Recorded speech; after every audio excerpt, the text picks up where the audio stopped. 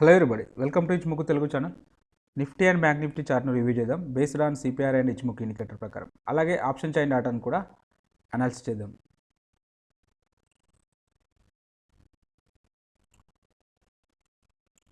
ఇక నిఫ్టీ యొక్క intraday chart analysis చేసినట్టయితే సిపిఆర్ విడ్త్ అనేది వైడ్గా ఉండడం జరిగింది. జనరల్గా సిపిఆర్ విడ్త్ అనేది వైడ్గా వచ్చినప్పుడు మనకు సైడ్ వేస్లో ఉండడానికి అవకాశం ఉంటుందని చెప్పి మన సిపిఆర్ స్ట్రాటజీస్లో డిస్కషన్ చేయడం జరిగింది. సో ఎగ్జాక్ట్గా అలానే మూవ్ అవడం అయితే జరిగింది. ప్రైస్ అనేది స్లైట్గా గ్యాప్ డౌన్ ఓపెన్ అయింది. నెక్స్ట్ S1 వరకు వెళ్ళి సో అక్కడ నుంచి సపోర్ట్ తీసుకొని సో నెక్స్ట్ సిపిఆర్ వరకు అయితే రాలేదు. సిపిఆర్ నుంచి కొంచెం కిందనే రివర్స్ అయితే కావడం జరిగింది. సో పర్టికులర్గా ఇక ఆ తర్వాత ఈ నిఫ్టీ ఇండెక్స్లో పెద్దగా మూమెంట్ అయితే ఏమీ లేదు. సో కాబట్టి అంటే జనరల్గా ఇలా నారో సిపిఆర్ వచ్చినప్పుడు నెక్స్ట్ డే డెఫినెట్గా వైట్ సిపిఆర్ వస్తుంది. ఇలా వైట్ సిపిఆర్ వచ్చినప్పుడు నెక్స్ట్ డే నారో సిపిఆర్ రావడానికి కూడా అవకాశం అయితే ఉంటుంది. సో మండే రోజున నారో సిపిఆర్ రావడానికి అవకాశం ఉన్నది. ఒకవేళ ఇన్ కేసు నారో సిపిఆర్ వస్తే మళ్ళీ ట్రెండింగ్ ఉండడానికి అవకాశం అయితే ఉంటుంది. ఐదర్ అప్ సైడ్ కానీ లేదా డౌన్ సైడ్ కానీ ఉండడానికి అయితే పాసిబిలిటీ ఉంటుంది. సో ఇక మన సిపిఆర్ ప్రకారం అయితే స్ట్రాటజీస్ మనకు ఏది అంటే పర్టికులర్గా మనకి ఇక్కడ S1 దగ్గర సపోర్ట్ తీసుకుంది. బట్ ఇక్కడ మనం ట్రేడ్ అయితే తీసుకోము. ఇక్కడ అంటే పర్టికులర్గా ఇక్కడ గ్యాప్ డౌన్లో ఓపెన్ అయ్యి ఇక్కడ సపోర్ట్ తీసుకుంటే మాత్రం డెఫినెట్గా ట్రేడ్ అయితే ఇనిషియేట్ చేసేవాళ్ళం. అది కూడా టార్గెట్ సిపిఆర్ వరకు టార్గెట్ కోసం అయితే ట్రేడ్ ఇనిషియేట్ చేస్తాం. అలాంటి అవకాశం అయితే రాలేదు. ప్రైస్ అనేది పెద్దగా గ్యాప్ డౌన్లో అయితే ఏమీ ఓపెన్ కాలేదు. ఇక లేటర్ పీరియడ్లో ఒకవేళ సిపిఆర్ పుల్ బ్యాక్ వస్తుందేమో అంటే ప్రైస్ అనేది సిపిఆర్ వరకు అయితే రాలేదు. సో కాబట్టి ట్రేడ్ ఆపర్చునిటీ అయితే రాలేదని చెప్పవచ్చు.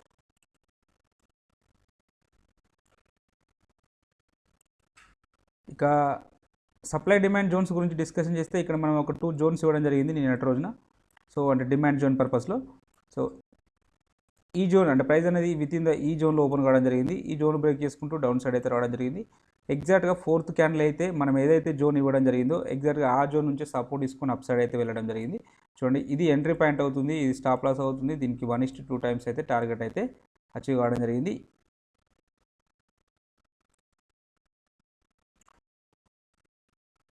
యాక్చువల్గా ఈ జోన్కి మళ్ళీ పుల్ బ్యాక్ వస్తామంటే పుల్ బ్యాక్ రాలేదు. కాబట్టి ఈ జోన్ తోటి మనకు వ్యాలిడిటీ కోల్పోవడం అయితే జరిగింది. కాబట్టి ఈ జోన్ తోటి మనకు అవసరం లేదు.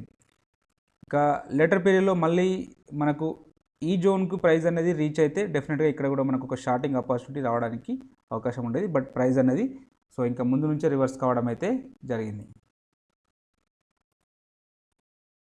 ఇక రేపటి రోజున ఇక్కడ ఒక డిమాండ్ జోన్ ఉంది, దాని కింద ఇంకొక డిమాండ్ జోన్ ఉంది.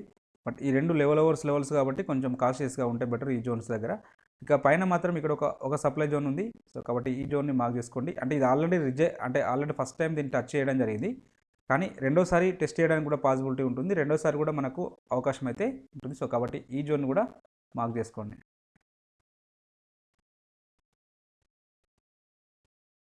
ఇక ఆప్షన్ చైన్ డాటాను చూసినట్టయితే హైయెస్ట్ ఓపెన్ ఇంట్రెస్ట్ అనేది కాల్ సైడ్లో వచ్చేసి 16,000 దగ్గర ఉన్నది. సెకండ్ హైయెస్ట్ ఓపెన్ ఇంట్రెస్ట్ అనేది 15,700 దగ్గర ఉండడం జరిగింది. నిఫ్టీ అప్ సైడ్ వస్తే ఫస్ట్ రెసిస్టెన్స్ సెకండ్ రెసిస్టెన్స్ ఇక్కడ ఉండడానికి పాసిబిలిటీ ఉన్నది. వీటిలో సిగ్నిఫికెంట్గా ఒకరోజు హైయెస్ట్ ఓపెన్ ఇంట్రెస్ట్ ఇక్కడ బిల్డప్ అయింది.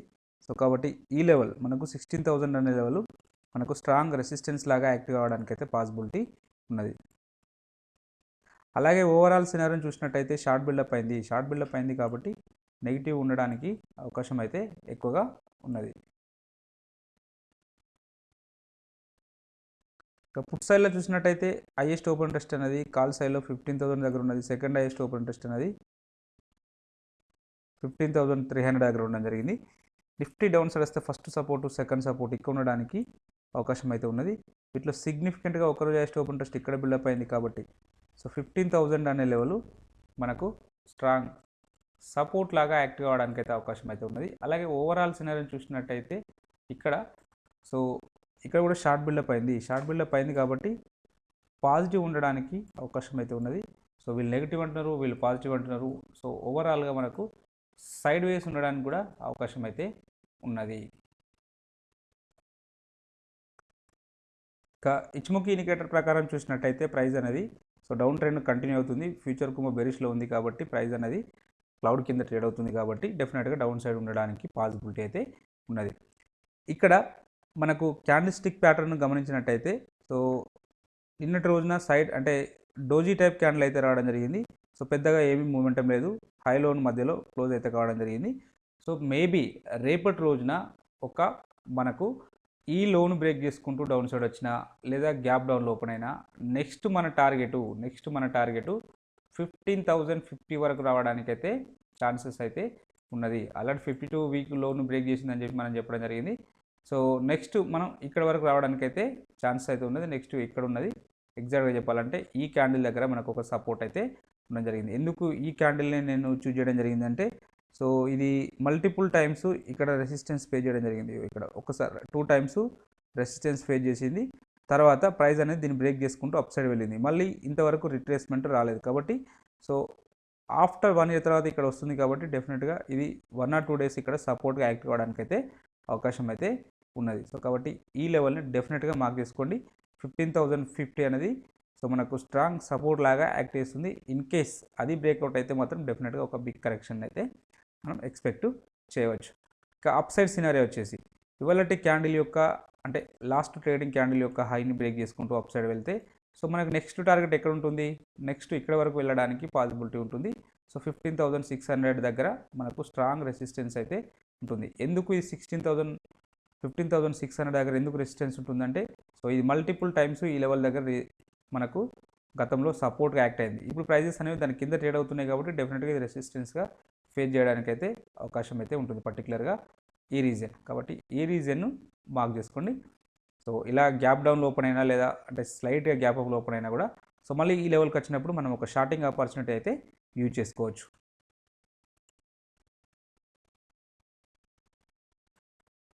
ఇక బ్యాంక్ నిఫ్టీ యొక్క ఇంట్రాడే చార్ట్ అనాలిసిస్ చేసినట్టయితే సేమ్ గ్యాప్ డౌన్లో ఓపెన్ కావడం జరిగింది. సో పర్టికులర్గా ఇక్కడ 4th క్యాండిల్లో నిఫ్టీలో అక్కడ S1 దగ్గర సపోర్ట్ తీసుకుంది. Same as usual bank Nifty కూడా ఇక్కడే అంటే ఇక్కడ నుంచి రివర్స్ కావడం అయితే జరిగింది. బట్ ఇక్కడ ఎలాంటి మనకు పైవట్ పాయింట్ అయితే ఏమీ లేదు. కానీ ఇక్కడ నుంచే నిఫ్టీ రివర్స్ అయింది కాబట్టి బ్యాంక్ నిఫ్టీ కూడా డెఫినెట్గా అక్కడ నుంచే రివర్స్ అయితే కావడం జరిగింది. ఇక మనకు వేరేస్ నిఫ్టీలో మనకు సిపిఆర్ పుల్ బ్యాక్ అయితే రాలేదు. ఇక్కడ సిపిఆర్కి అయితే పుల్ బ్యాక్ రావడం జరిగింది. According to CPR pull back strategy ప్రకారం ఇది ఎంట్రీ పాయింట్ అవుతుంది, ఇది స్టాప్ లాస్ అవుతుంది. దీనికి 1:2 టైమ్స్ టార్గెట్ అనేది ఇక్కడ ఉంటుంది. సో అది కూడా అచీవ్ కావడం అయితే జరిగింది. సో ఈ సిపిఆర్కి సంబంధించిన స్ట్రాటజీస్ అన్నింటినీ చూడండి, డెఫినెట్గా రోజు ఏదో ఒకటి మనకు వర్కౌట్ కావడానికి అయితే అవకాశం అయితే ఉన్నది. ఇక బ్యాంక్ నిఫ్టీలో మనం ఇవ్వబడిన లెవెల్స్కి ప్రైస్ అయితే రీచ్ కాలేదు. సో కాబట్టి మనకు సో సప్లై డిమాండ్ జోన్స్ ప్రకారం ట్రేడింగ్ ఆపర్చునిటీ అయితే రాలేదు. ఇక రేపటి రోజున చూద్దాం. ఇక రేపటి రోజున ఇక్కడ ఒక డిమాండ్ జోన్ ఉంది. సో ఇక్కడ 2 డిమాండ్ జోన్స్ ఉన్నాయి. ఈ జోన్స్ని మార్క్ చేసుకోండి. అప్సైడ్లో వచ్చేసి ఇక్కడ ఒక సప్లై జోన్ అయితే ఉండడం జరిగింది. ఇది నిన్నటి సప్లై జోన్. సో కాబట్టి ఈ జోన్స్ను మార్క్ చేసుకోండి. ఈ జోన్స్కి వచ్చినప్పుడు విత్ కన్ఫర్మేషన్ క్యాండిల్ తోటి ట్రేడ్ తీసుకునే ప్రయత్నం అయితే చేద్దాం.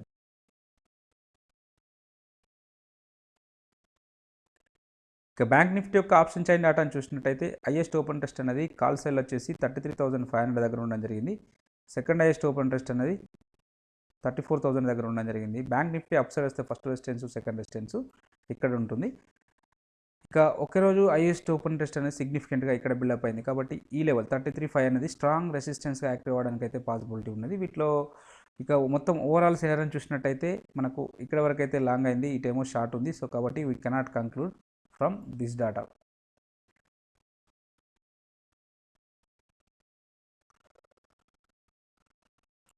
ఇక పుట్ సైడ్లో హైయెస్ట్ ఓపెన్ ఇంట్రెస్ట్ అనేది 32 దగ్గర ఉన్నది జరిగింది. సెకండ్ హైయెస్ట్ ఓపెన్ ఇంట్రెస్ట్ అనేది